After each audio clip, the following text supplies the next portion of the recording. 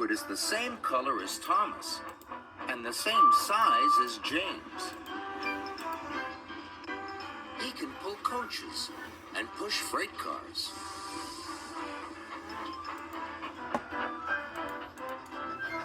And he often works as a back engine. But Edward is old and not as strong as the other engines. So sometimes Edward feels left out. The Duke and Duchess of BoxFord came to visit their new summer house. They came on their own private engine called Spencer.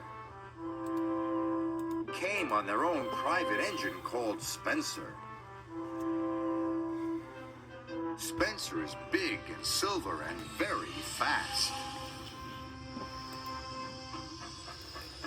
When Spencer pulled into Knapford, his driver had exciting news for him.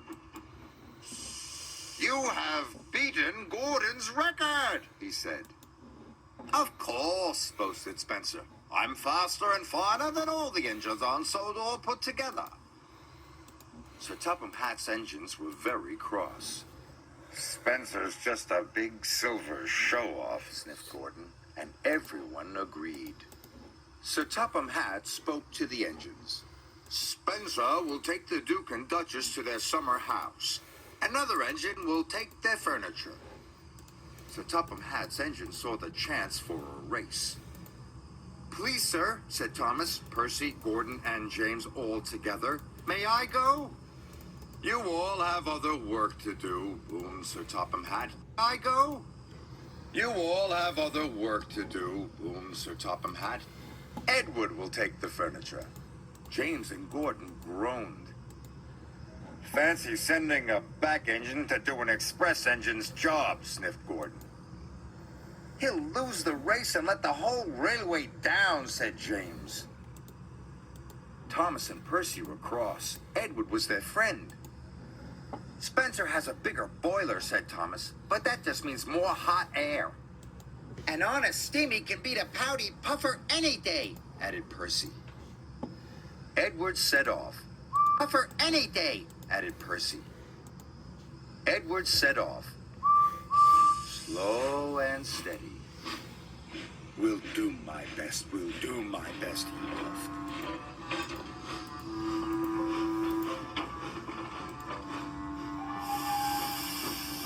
Spencer set off and quickly passed Edward. "I've won already," he boasted.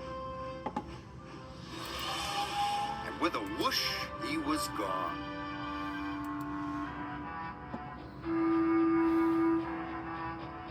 Edward came to the bottom of a steep hill.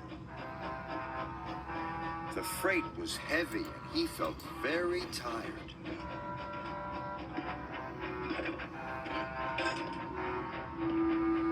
He huffed and he puffed and was soon at the top.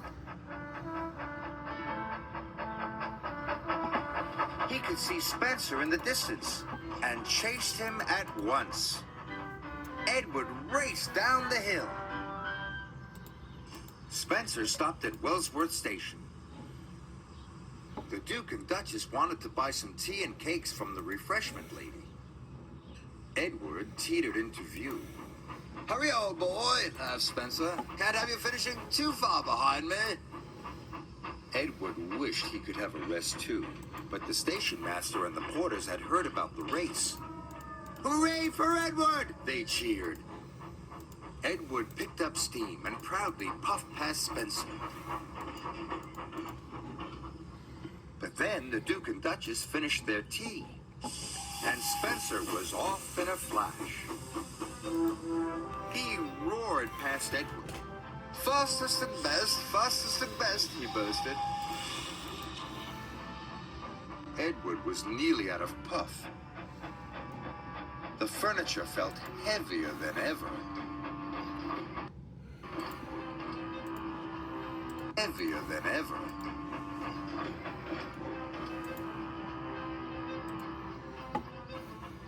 Up ahead, Spencer had to stop. The Duke wanted to take some photographs of the countryside. The Duke wanted to take some photographs of the countryside. The Duke set up his camera.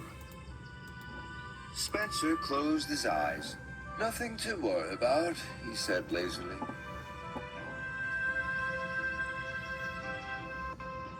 Gordon was returning to Brendam Docks. Gordon was returning to Brendam Docks. He passed Spencer and knew Edward must be losing the race. "Edward is a waste of steam," he sniffed. But when Gordon passed Edward and saw how hard he was trying, he felt bad about what he had said. "Well done, Edward," he called. "You are a credit to the railway."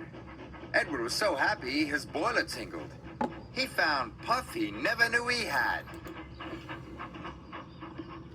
The Duke and Duchess had finished taking photographs and were back on board. "Time to go," said Spencer's driver and rang the bell. But nothing happened. Spencer was dreaming of victory. He didn't hear the bell. And he didn't hear Edward puffing past him. Spencer's driver rang the bell again. When Spencer finally opened his eyes, he could see Edward heading towards the summer house. Nearly there, he gasped. Spencer took off as fast as he could. But as he reached the siding, his driver ordered him to slow down. "These are old tracks and you are a very heavy engine," he said. "You must go slowly." Spencer had no choice. He had to slow down. And he trundled slowly down the siding. With every click and every clack, he knew he had lost the race. Edward puffed toward the summer house. "I've won," he gasped. "I did it!" Edward felt like a really useful engine. "Hooray! I've won!" he cheered loudly. Edward felt like the pride of the Sodor Railway, and he was right.